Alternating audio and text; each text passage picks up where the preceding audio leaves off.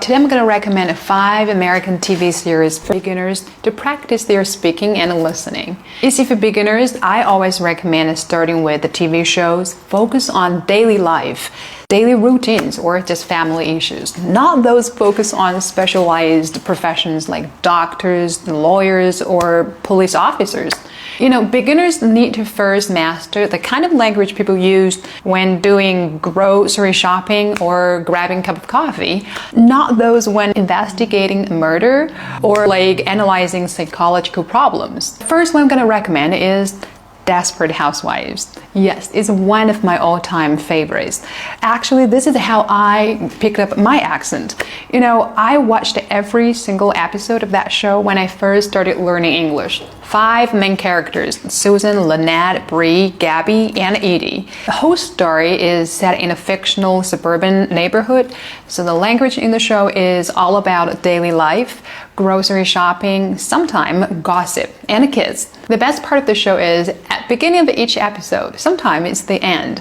Well, there is this amazing monologue where you can find these most beautiful sentences. People are complicated creatures. On the one hand, able to perform great acts of charity.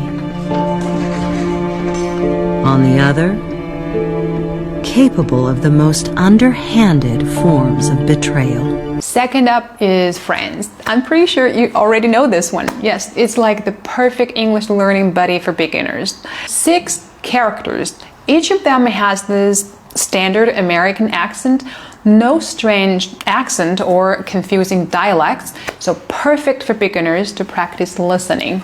And the best part of this, 25 minutes or so each episode. So you don't have to spend like a whole hour on this. You can just watch this during a break. It fits perfectly into your busy schedule. And next is Modern Family. Yes, again, about family life. 3 very different families: gay family, blended family, and traditional family with 3 kids. So you're gonna hear a lot of dialogues about parenting, about chaos, holidays. So it's perfect for beginners. Best part of this, okay, it's the repetition. The expressions in the show sometimes are repetitive. That means the first time you didn't catch that and you don't want to go backward because you were so engaged with the plot. You don't have to.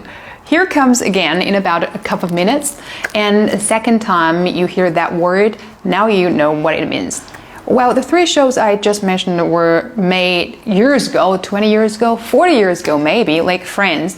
So if you're looking for something more recent, so here it is, Emily in Paris, starred by Lily Collins. So she has this standard American accent. The show is about culture differences and dialogues in workplace. Emily in the show, the character is a marketing profession, and she got transferred to the company's Paris office. So she's gonna experiencing a lot of culture differences, and you're gonna hear a lot of dialogues happening in the workplace. Best part of the show is Emily, the character. She explains a lot in the show. She is new in the environment in Paris, so she explains a lot. And when she explains, she uses simple words and she articulates in a way that is so friendly for beginners.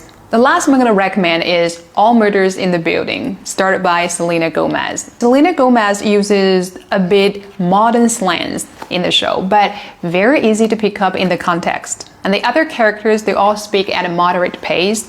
So I think this is very good for beginners to pick up. In the next video, I'm going to recommend at least 5 lifestyle vloggers for beginners.